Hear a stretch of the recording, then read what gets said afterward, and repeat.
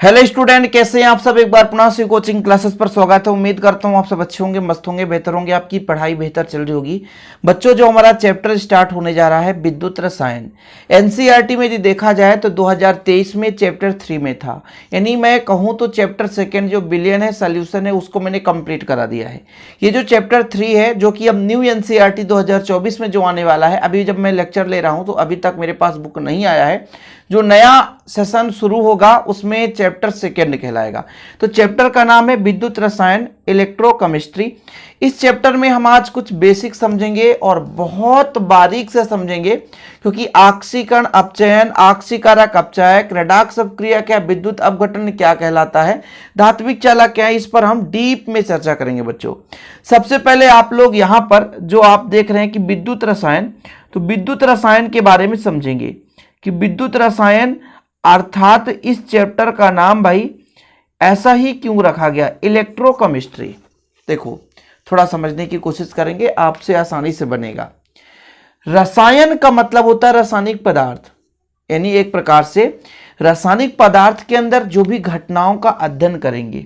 अब यहां पर देखिएगा, इस रसायन से हो गया आपका रासायनिक पदार्थ, और रासायनिक पदार्थ में घटनाएं होंगी उसे बोलेंगे रासायनिक घटना। रासायनिक घटना, रासायनिक छोटा या है घटना, मतलब एक प्रकार से रसायन की एक शाखा है।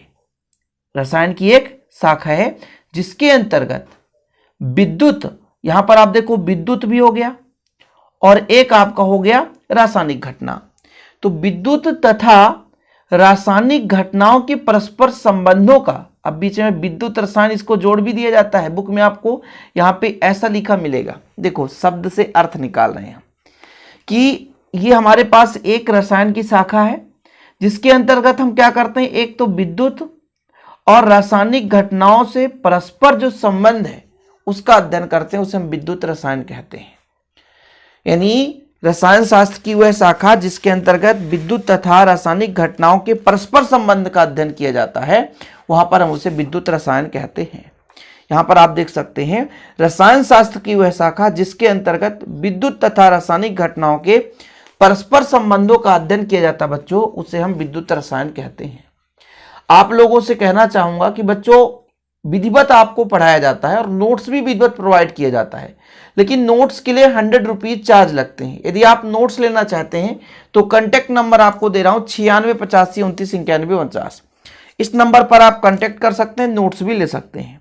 तो फिलहाल विद्युत रसायन तो आपको समझ में आ गया होगा कि विद्युत और रासायनिक घटनाओं की परस्पर संबंध का अध्ययन करें बच्चों, हम उसे बोलेंगे विद्युत रसायन। तो ये परिभाषा आप लोगों को तैयार कर लेना। चैप्टर का स्टार्टिंग है भाई, हम बेसिक चीजें चर्चा करेंगे। जो बच्चा पहली बार आया तो चैनल को सब्सक्राइब भी कर सकते हैं। अब इसके बाद हम बच्चों आक्सीकरण अपचयन तो देखेंगे ही, लेकिन थोड़ा सा कुछ बेसिक परिभाषा आपको जानना चाहिए कि धात्विक चालक क्या है। हालांकि आप 11th क्लास में पढ़ते आ रहे हैं, 12th के फिजिक्स में भी पढ़ेंगे, तो यहाँ पर आप लोग धात्विक चालक समझें। हमारे पास एक पदार्थ है जिसमें विद्युत धारा प्रवाहित करें तो उसमें रासायनिक परिवर्तन ना हो। जैसे आप एक लोहे का छड़ ले लो और लोहे के छड़ में यदि आप धारा प्रवाहित करोगे तो उसमें कोई भी परिवर्तन नहीं होगा, रासायनिक परिवर्तन। अर्थात यदि मैं मान के चलूं, ये कैंची है, आपको दिख रहा है, इससे मैं पेज काटता हूं। पेज काट करके जैसे आपको कुछ अलग से लिखना होगा ना, तो पेज काट कर वहां पर लिख के दिखाता हूं। तो ये कैंची है, इसमें विद्युत धारा प्रवाहित होगा, लेकिन इस कैंची में कोई परिवर्तन नहीं होगी। लेकिन वहीं पे बच्चों, यदि हमारे पास एक ऐसा पदार्थ है जिसमें हम यदि धारा प्रवाहित करें तो टूट जाए, गलित अवस्था में, विलयन में, अर्थात पानी में डाल दें तो वो टूट जाए और इसके बाद उसमें धारा प्रवाहित हो। यानी ठोस अवस्था में, जैसे हमारे पास नमक है, नमक यदि ठोस अवस्था में है, सॉलिड स्टेट में, तो उसमें धारा प्रवाहित नहीं होगा। लेकिन उसी को हम यदि किसी पदार्थ में मिला दें, किसी विलयन में गलित कर दें, तो उसमें धारा प्रवाहित होने लग जाएगा, अर्थात उसमें रासायनिक परिवर्तन हो जाएगा, वो विद्युत अपघट कहलाते हैं। तो धात्विक चालक किसे कहते हैं, जिन पदार्थों में विद्युत धारा यदि प्रवाहित कर दिया जाए तो रासायनिक परिवर्तन ना हो तो धात्विक चालक कहलाता है। जैसे कोबाल्ट हो गया, आयरन हो गया, सिल्वर हो गया, निकिल हो गया। और विद्युत अपघट क्या हुए पदार्थ जो विलयन व गलित अवस्था में आयन देते हैं, विद्युत अपघट कहलाते हैं। मतलब जो टूट जाते हैं, जिनमें हम धारा प्रवाहित करते हैं तो आसानी से टूट जाए, ठीक है, तो आपका विद्युत अपघट कहलाता है। विद्युत अपघट दो प्रकार से होता है बच्चों, एक तो प्रबल विद्युत अपघट और एक दुर्बल विद्युत अपघट। मतलब जैसे हमने जल में डाला NaCl, तो आसानी से टूट गया, यानी पॉजिटिव Cl नेगेटिव बहुत जल्दी से टूट जाता है, तो उसे हम बोलते हैं प्रबल विद्युत अपघट। जैसे हमने कहा NaCl को डाल दिया हमने एक पानी में, तो ये टूट करके Na पॉजिटिव और Cl नेगेटिव बनाता है, आसानी से टूटता है, इसलिए आपका ये प्रबल विद्युत अपघट हो गया। और जो आसानी से नहीं टूटता, जैसे मैं CH3COOH की बात करता हूं, तो ये आसानी से नहीं टूटता, उतना आसानी से नहीं टूटता, CH3COO negative plus H positive, तो ये आपका दुर्बल विद्युत अपघट हो गया। तो धात्विक चालक का मतलब यह है कि किसी में यदि हम धारा प्रवाहित करें, किसी में यदि हम धारा प्रवाहित करें तो उसमें कुछ भी परिवर्तन ना, उसके रासायनिक परिवर्तन में कोई बदलाव नहीं, मतलब ऐसा नहीं है कि संगठन ही बदल जाए। और नमक है भैया, एक विद्युत अपघट है, हम यदि इसको विलयन में मिला देते हैं तो आयनित हो जाता है, आयन के रूप में बदल जाता है। तो जो किसी भी विलयन में संपूर्ण रूप से आयनित हो जाए, गलित अवस्था में हो जाए, आयन दे दे बच्चों, तो आपका वो विद्युत अपघट कहलाता है। लेकिन जिसके रासायनिक परिवर्तन, मतलब जिसमें रासायनिक परिवर्तन ना हो, उसे हम क्या बोल सकते हैं, एक प्रकार से धात्विक चालक बोल सकते हैं। तो ये चीजें आप लोगों को लिखना है तो लिख सकते हैं बच्चों, क्योंकि कभी कभी आप लोगों से कोई पूछ दे और पृष्ठभूमि आपको नहीं क्लियर है तो दिक्कत हो जाता है। जैसे मैंने कहा कि विद्युत अपघट दो प्रकार से होता है बच्चों, एक प्रबल विद्युत अपघट और एक दुर्बल विद्युत अपघट। प्रबल विद्युत अपघट जो जल में आसानी से आयन के रूप में बदल जाता है ना, इन कुल मिलाकर के आयन के रूप में टूट जाता है, उसे हम प्रबल विद्युत अपघट कहते हैं। जो कम आयनित होता है वो दुर्बल विद्युत अपघट हो गया। इसकी विद्युत चालकता अधिक होगी, क्योंकि आयन ज्यादा है तो चालकता बढ़ जाएगी, इसकी चालकता कम होगी। एग्जाम्पल के तौर पर NaCl KCl ये प्रबल विद्युत अपघट है, CH3COOH और NH4OH आपका दुर्बल विद्युत अपघट है, मतलब ये आसानी से नहीं टूटता और इसमें धारा भी उतना तेजी से प्रवाह नहीं होता है। ठीक है, कोई दिक्कत तो नहीं बच्चों, क्लियर है। और अब इसके बाद हम चर्चा करेंगे बच्चों आक्सीकरण और अपचयन के बारे में, धीरे धीरे करेंगे। जैसे हमारे पास ये आक्सीकरण है, पहले कुछ पृष्ठभूमि समझेंगे, इसके बाद हम इसको आसानी से आपको समझाने की कोशिश करेंगे। फिलहाल अभी आपने धात्विक चालक समझ लिया कि यदि कोई हमारे पास पदार्थ है और उसमें धारा प्रवाहित है तो उससे कोई परिवर्तन ना हो, रासायनिक परिवर्तन ना हो, और यदि हम धारा प्रवाहित करें और उसमें रासायनिक परिवर्तन हो जाए तो फिर वो आपका विद्युत अपघट कहलाता है। विद्युत अपघट दो प्रकार का होता है, एक प्रबल विद्युत अपघट और एक दुर्बल विद्युत अपघट। ठीक, चलिए अब हम बात करते हैं बच्चों आक्सीकरण। आक्सीकरण, करण मतलब होता है ग्रहण करना, तो यहां पर आप लिख सकते हैं आक्सीकरण। एक एक एग्जाम्पल मैं समझाऊंगा, बाकी आप लोगों की बुक में बहुत सारे एग्जाम्पल हैं। आक्सीकरण, आक्सी मतलब ऑक्सीजन, ऑक्सीजन, और कर्ण मतलब होता है ग्रहण, यानी जिसमें ऑक्सीजन का ग्रहण हो बच्चों वहां पर आक्सीकरण होगा। ठीक है, एग्जाम्पल के रूप में ऑक्सीजन है और कार्बन है, आपस में मिलकर के कार्बन डाइऑक्साइड बनाए, तो यहां पर ऑक्सीजन का योग हुआ कि नहीं हुआ। तो ऑक्सीजन का ग्रहण होना, और जब ऑक्सीजन ग्रहण होगा तो कहीं ना कहीं इसके अपोजिट में हाइड्रोजन निकलेगा, कहीं ना कहीं इसके अपोजिट में हाइड्रोजन निकलेगा। तो ऑक्सीजन यदि ग्रहण हो रहा बच्चों तो वहां पे ऑक्सीकरण हो रहा है। ऑक्सीजन क्या है, ऋण विद्युतीय तत्व है, ऋण विद्युतीय तत्व है। ऋण विद्युतीय तत्व का ग्रहण होना या योग होना भी आपका ऑक्सीकरण है। थोड़ा समझते चलेंगे, क्लियर हो जाएगा। मैंने कहा ऑक्सी से ऑक्सीजन, ग्रहण मतलब ग्रहण करना, जो ऑक्सीजन को योग करेगा वहां पे ऑक्सीकरण अपक्रिया होगी। ऑक्सीजन एक ऋण विद्युतीय तत्व है, तो ऋण विद्युतीय तत्व कहीं से जुड़ रहा है तब पर भी वहां पे आपका ऑक्सीकरण होगा।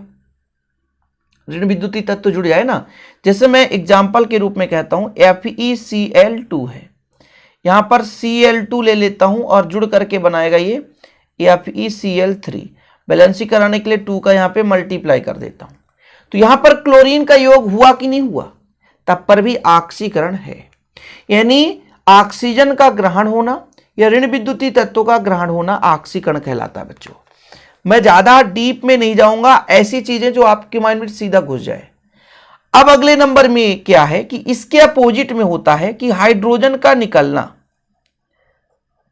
हाइड्रोजन का निकलना, यानी हाइड्रोजन यदि निकल गया किसी भी यौगिक से तो वहां पर आपका ऑक्सीकरण ही होता है। यदि हाइड्रोजन निकल गया तो वहां पर आपका ऑक्सीकरण ही होता है। जैसे आपका HI है और O2 है, तो I से यदि H निकल जाए तो I आपका अलग हो गया बच्चों, और H निकल करके आपका H2O बना देगा, वो अलग हो गया। तो यहां पर H तो निकला है कि नहीं, तो हाइड्रोजन का निकलना भी आपका क्या कहलाता है, ऑक्सीकरण ही कहलाता है। क्या कहलाता है, ऑक्सीकरण कहलाता है। बैलेंसिंग कराने के लिए यहां पे 2 का मल्टीप्लाई कर देंगे, 2H2O आपका फिर भी मल्टीप्लाई करने पर नहीं हुआ, तो 4 का मल्टीप्लाई, 2 का मल्टीप्लाई, यहाँ पे 2 का मल्टीप्लाई, ऐसे बैलेंसिंग हो जाता है। बैलेंस कराना हमने बहुत सारे वीडियोज अपलोड किया है। तो बच्चों हाइड्रोजन का इसके अपोजिट भी होगा ना, ऑक्सीजन जुड़ रहा है तो कुछ ना कुछ तो निकलेगा, यानी हाइड्रोजन का निकलना भी आपका ऑक्सीकरण कहलाया। ठीक है, ऑक्सीजन क्या है, धन विद्युती है। तो धन विद्युती तत्वों का जुड़ना, यानी धन विद्युती तत्व जुड़ जाए तब पर भी ऑक्सीकरण होता है। ध्यान रखिएगा, धन विद्युती तत्व जुड़ जाए तब पर भी ऑक्सीकरण होता है। जैसे मैंने कहा Ki प्लस Cl2, अब K निकल करके इस ऋण विद्युती तत्व के साथ जुड़ जाए, मतलब धन विद्युती तत्व जुड़ेगा तो KCl बना लेगा। तो आपका बच्चों यहां पर K का इसमें योग होना ऑक्सीकरण कहलाएगा कि नहीं कहलाएगा, बिल्कुल कहलाएगा। आपका I है अलग हो जाएगा, 2 का मल्टीप्लाई कर दो प्लस 2 का मल्टीप्लाई यहां पर कर दो। तो यदि बच्चों मैंने कहा ऑक्सीजन का योग हो जाए तब पर भी ऑक्सीकरण, ऑक्सीजन ऋण विद्युती तत्व है तो ऋण विद्युती तत्व का योग हो जाए तब पर भी ऑक्सीकरण हो गया। इसी प्रकार से इसके अपोजिट में यदि ऑक्सीकरण तब भी कहलाएगा जब हाइड्रोजन निकलेगा या धन विद्युती तत्व निकलेगा। ठीक, कोई प्रॉब्लम तो नहीं है यहां तक। इसके बाद आपका अपचयन बनता है, इसका अपोजिट अपचयन इसका अपोजिट बनता है। वो कैसे, जैसे मैंने कहा ऑक्सीजन ग्रहण हो रहा था तो यहां पर ऑक्सीजन का निकलना बिल्कुल अपोजिट, ऑक्सीजन का निकलना आपका हो गया, ऑक्सीकरण हो मतलब अपचयन हो गया। अब आप कहोगे सर कैसे ऑक्सीजन का निकलना, जैसे मेरे पास CuO है प्लस H2, तो यहां से ऑक्सीजन निकल जाए तो ये Cu हो गया, तो यहां से यहां पर आपका अपचयन हो रहा है और H2O बन गया। तो यहां से ऑक्सीजन निकला ना, तो यहां पर अपचयन हो रहा है, ऑक्सीजन का निकलना अपचयन, भले ही इसके साथ ऑक्सीकरण हो रहा है लेकिन कॉपर ऑक्साइड के साथ अपचयन हो रहा है। ऑक्सीजन का निकलना, ऋण विद्युती तत्व है तो ऋण विद्युती तत्व का निकलना, ऋण विद्युती तत्व का निकलना भी आपका अपचयन है। भाई हाइड्रोजन का जुड़ना ऑक्सीकरण है तो हाइड्रोजन का निकलना ऑक्सीजन का जुड़ना ऑक्सीकरण है तो ऑक्सीजन का निकलना अपचयन, अपोजिट होता है, बच्चों अपोजिट। ऋण विद्युती तत्व का जुड़ना ऑक्सीकरण तो ऋण विद्युती तत्व का निकलना क्या हो जाएगा, अपचयन होगा। अब आप कहोगे सर कैसे, तो अभी आपने समझा था ना FeCl3, इसको H2 के साथ योग कराओगे तो FeCl2 बनेगा और ये जो Cl निकलेगा यहां से HCl बना लेगा। तो यहां से यहां तक में आप देखो क्या Cl निकला है, ऋण विद्युती तत्व का निकलना भी आपका अपचयन है। एक एक पॉइंट क्यों चर्चा कर रहा हूं बच्चों, ताकि आप लोगों को समझ में आ जाए, परिभाषा समझ में आ जाए। अब यहां पर हाइड्रोजन का योग, H2 का योग, हाइड्रोजन का योग आपका अपचयन कहलाएगा। जैसे हाइड्रोजन का निकलना ऑक्सीकरण है तो इसका अपोजिट हाइड्रोजन का योग आपका अपचयन कहलाता है। जैसे आपका CuO में ही आपने देखा कि H2 यहां पे जुड़ता है तो बनाता है H2O या Cu हो गया, या कि इसको आप छोड़ दो Cl2 प्लस H2 कर दो और आप देख लो 2HCl हो गया। यहां पर आप देखो हाइड्रोजन का योग हुआ कि नहीं, तो ये यदि हाइड्रोजन जुड़ रहा है तो आपका क्या कहलाता है बच्चों, एक प्रकार से अपचयन कहलाता है। कुल मिलाकर के हमने समझा कि ऑक्सीकरण में क्या होता है, ऑक्सीजन या ऋण विद्युती तत्व का योग अथवा हाइड्रोजन या धन विद्युती तत्व का क्या निष्कासन अर्थात निकलना। किसी भी पदार्थ द्वारा ऑक्सीजन ऋण विद्युती तत्व का ग्रहण किया जाना, हाइड्रोजन अथवा धन विद्युती तत्व का निकलना ऑक्सीकरण कहलाता है। बिल्कुल शाब्दिक अर्थ है। हमने कहा ऑक्सीजन ग्रहण कर रहा तो ऋण विद्युत तत्व ग्रहण करेगा, इसके अपोजिट में हाइड्रोजन निकलेगा और धन विद्युत तत्व का निकलना होगा। यहां पे आपका निकलना ही हो जाएगा। ठीक। ठीक है, जुड़ना लिखा हूं मैं, निकलना हो जाएगा। ठीक है, निकलना, भाई निकल रहा है, यहां से पोटेशियम निकल रहा, क्लोरीन के साथ जुड़ रहा है। तो ऑक्सीकरण में बच्चों आप परिभाषा दे सकते हो, ऑक्सीजन या ऋण विद्युतीय तत्व का जुड़ना अथवा हाइड्रोजन या धन विद्युतीय तत्व का निकलना ऑक्सीकरण कहलाता है। इसके अपोजिट अपचयन में कहोगे आप कि किसी पदार्थ द्वारा हाइड्रोजन या धन विद्युतीय तत्व का जुड़ना अथवा ऑक्सीजन ऋण विद्युतीय तत्व का निकलना आपका क्या कहलाता है? ऑक्सीकरण कहलाता है। कई सारे एग्जाम्पल्स हम आपको समझा सकते हैं, बिल्कुल आप निश्चिंत रहें।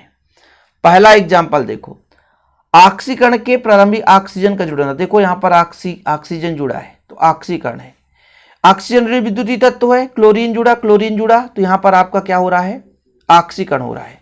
हाइड्रोजन निकलेगा तब पर भी ऑक्सीकरण, H2 से H निकलकर I के साथ संयोग हो गया, S से हल हट गया तो हाइड्रोजन निकला। धन विद्युतीय तत्व Ki से K निकल गया तो यहां पर आपका ऑक्सीकरण हुआ। ठीक है, इसके बाद बच्चों इलेक्ट्रॉन का निकलना, जैसे सोडियम से एक इलेक्ट्रॉन निकल जाए वहां पर भी ऑक्सीकरण होगा। यदि किसी पदार्थ से इलेक्ट्रॉन निकल रहा है, मैग्नीशियम से 2 इलेक्ट्रॉन निकल जाए तो Mg2 पॉजिटिव, वहां पर भी आपका ऑक्सीकरण हो रहा है। Cu1 पॉजिटिव से 2 इलेक्ट्रॉन निकल जाए तो Cu2 पॉजिटिव हो जाएगा, तो इलेक्ट्रॉन का निकलना भी ऑक्सीकरण बन जाता है। अब आप लोगों को परिभाषा लिखना होगा कि आप लोग सर बोले परिभाषा कैसे लिखेंगे। देखो, किसी पदार्थ द्वारा ऑक्सीजन या ऋण विद्युतीय तत्व का ग्रहण करना अथवा हाइड्रोजन या धन विद्युतीय तत्व त्यागने की प्रक्रिया ऑक्सीकरण कहलाती है। मतलब पदार्थ से ऑक्सीजन निकले, ऑक्सीजन जुड़ेगा और ऑक्सीजन के अलावा ऋण विद्युतीय तत्व कोई भी जुड़ सकता है, वहां पर ऑक्सीकरण हो रहा है। या तो ये जुड़ने पर ऋण विद्युतीय तत्व जुड़ेंगे तो ऑक्सीकरण, और धन विद्युतीय तत्व निकलेंगे तब पर भी ऑक्सीकरण। इसके अपोजिट में यदि कर दें कि धन विद्युतीय तत्व जुड़ जाए और ऋण विद्युतीय तत्व निकल जाए तो वहां पर आपका अपचयन कहला जाता है बच्चों। ठीक है, वहां पर आपका क्या कहला जाता है? अपचयन कहला जाता है। तो किसी पदार्थ द्वारा हाइड्रोजन या धन विद्युतीय तत्व जुड़ना, यहां पर ऋण विद्युतीय तत्व जुड़ रहा था तो ऑक्सीकरण, यदि धन विद्युतीय तत्व जुड़े और ऋण विद्युतीय तत्व निकले तो अपचयन हो जाता है। जैसे आपका H यहां पे जुड़ेगा, CuO में आपका H निकल करके ऑक्सीजन के साथ जुड़ गया, यहां पर आपका ऑक्सीजन का योग हो गया तो यहां पर आपका अपचयन हो गया बच्चों। और एक ऐसी रासायनिक अभिक्रिया जिसमें ऑक्सीकरण भी हो रहा हो और अपचयन भी हो रहा हो, मतलब ऑक्सीकरण भी हो रहा हो और अपचयन भी हो रहा हो, तो आपका रेडॉक्स अभिक्रिया कहलाता है। कि वह रासायनिक अभिक्रिया जिसमें ऑक्सीकरण और अपचयन क्रियाएं दोनों साथ साथ होती है, ऑक्सीकरण अपचयन अभिक्रिया कहलाती है। एक बार यदि डीप में समझ गए बच्चों तो आपको सब कुछ क्लियर हो जाएगा। यदि आप लोगों को समझ में नहीं आया तो जिंदगी में कभी समझ में नहीं आएगा।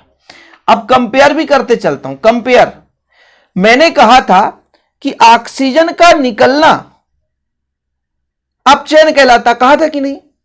तो यहां पर देखो ऑक्सीजन का निष्कासन, CuO में ऑक्सीजन निकल गया, Cu बना दिया तो आपका अपचयन हो गया।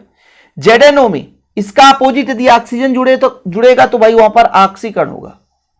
लेकिन यहां पर ऑक्सीजन कॉपर ऑक्साइड से निकल रहा है तो यहां पर अपचयन हो रहा है। ऑक्सीजन निकलना मतलब ऋण विद्युतीय तत्वों का निकलना। क्लोरीन यहां से निकल गया,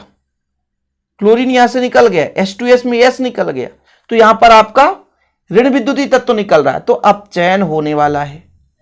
हाइड्रोजन योग, अपचयन में हाइड्रोजन का योग होता है, H2Cl2 H जुड़ गया तो आपका अपचयन हो गया। चूंकि H जो है धन विद्युतीय तत्व है बच्चों, तो धन विद्युतीय तत्व का यदि योग हो जाए, धन विद्युतीय तत्व का यदि योग हो जाए तब पर भी वहां पर आपका क्या होगा? अपचयन अभिक्रिया होगी। ठीक है, अर्थात यदि आप स्टार्टिंग में कुछ चीजें समझ गए तो सब कुछ क्लियर है भाई। ऑक्सीकरण में ऑक्सीजन ग्रहण करना मतलब ऋण विद्युतीय तत्व ग्रहण करना, उसके अपोजिट में हाइड्रोजन है धन विद्युतीय तत्व निकलना, इतना याद कर लो।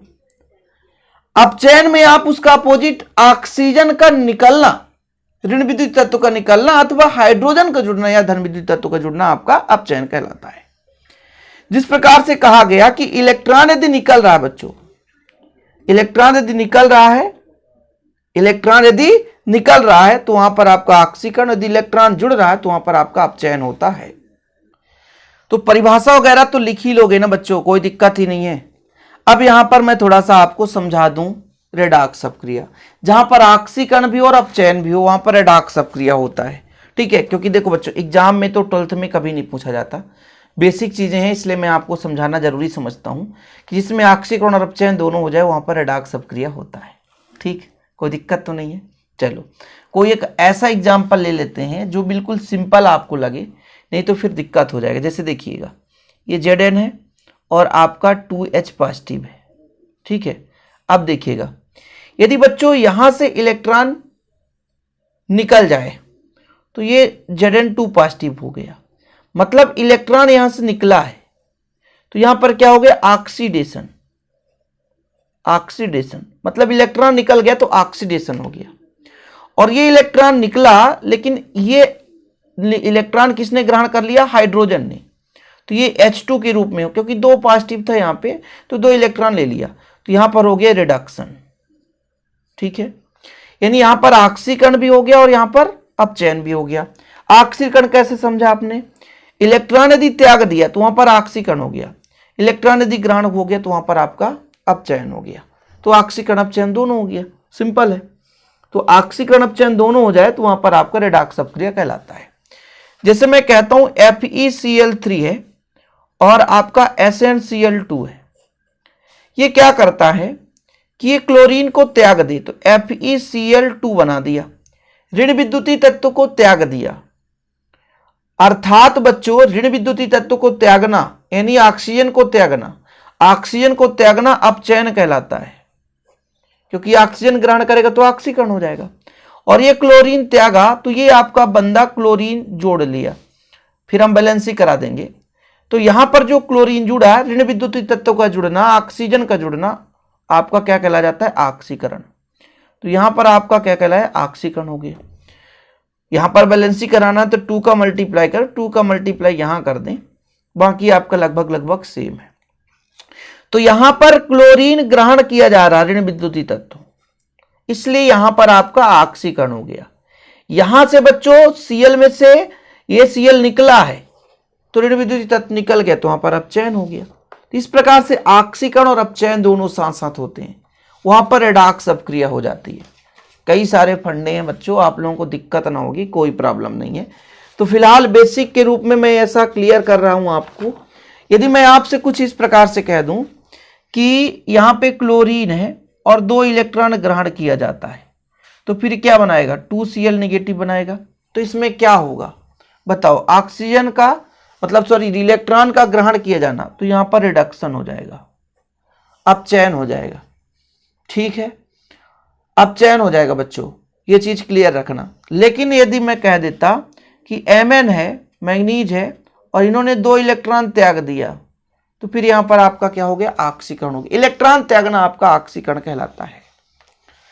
अब यहां पर एक शब्द और जो मैंने समझाना चाहा स्टार्टिंग में, थोड़ा सा यहां पर आप आओगे कि भाई मैंने कहा था कि ये आपका अपचायक क्या है और ऑक्सीकारक क्या है।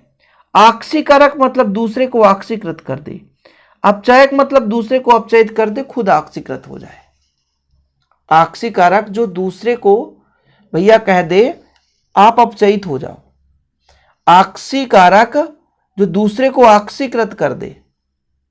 ऑक्सीकारक क्या है, जो दूसरे को ऑक्सीकृत कर दे, स्वयं अपचयित हो जाए। अपचायक जो दूसरे को अपचयित कर दे और स्वयं ऑक्सीकृत हो जाए, तो आपका अपचायक या ऑक्सीकारक कहलाता है। दोनों की परिभाषा, ऑक्सीकारक मतलब ऑक्सीकरण करने की प्रेरणा दे दे कि तुम्हारा ऑक्सीकरण हो जाए। ऑक्सीकारक मतलब दूसरे को प्रेरित कर दे कि तुम्हारा ऑक्सीकरण हो जाए, तो ऑक्सीकारक होगा। अपचायक जो दूसरे को प्रेरित कर दे कि तुम्हारा अपचयन हो जाए बच्चों, तो वहां पर आपका वो अपचायक कहलाता है। ठीक है, तो ये इसकी परिभाषा है, लिखना चाहो तो लिख सकते हो। अपचायक में लिखना है तो जो दूसरे को अपचयित कर दे, स्वयं ऑक्सीकृत हो जाए, आपका अपचायक कहलाता है। ऑक्सीकारक जो दूसरे को ऑक्सीकृत कर दे और स्वयं अपचयित हो जाए। ऑक्सीकारक मतलब दूसरे को ऑक्सीकृत करे, स्वयं अपचयित हो जाए। अपचायक जो दूसरे को अपचयित कर दे, स्वयं ऑक्सीकृत हो जाए, एक दूसरे के अपोजिट है। फिलहाल आज के लिए इतना ही, लंबा वीडियो हो चुका है बच्चों। लॉन्ग वीडियो हो जाता है तो आप लोगों को थोड़ा सा बोरिंग भी लगता होगा, और इसका मैं आगे उदाहरण में ले लूंगा, कोई दिक्कत नहीं है। बाद में मैं प्रैक्टिस कराऊंगा तो इसके एग्जाम्पल्स आपको कराता रहूंगा, तो चीज़ें क्लियर होती रहेगी। फिलहाल आज के लिए इतना ही। वीडियो पसंद आए तो लाइक करके शेयर कर दें। नोट्स नहीं लें तो कॉन्टैक्ट नंबर 96 85 29 91 49, आप इसी नंबर पर कांटेक्ट कर सकते हैं व्हाट्सएप में और नोट्स ले सकते हैं, प्रॉपर रूप से तैयारी कर सकते हैं विधिवत रूप से बच्चों। ओके, जय हिंद, वंदे मातरम।